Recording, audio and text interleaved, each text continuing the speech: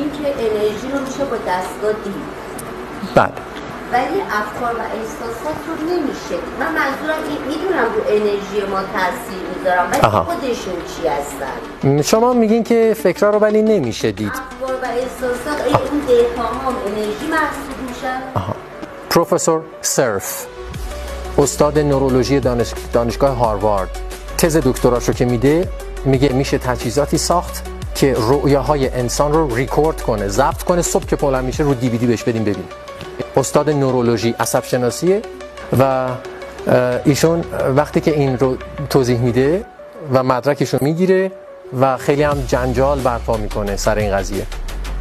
یک سال و نیم بعد چندی بعد BBC دعوتش میکنه، باهاش صحبت میکنه و میگه که ما میخوایم توضیح بدیم ببینیم چطور میشه اون دستگاه رو بسازیم. بعد میگه بابا به یه چیزی گفتم من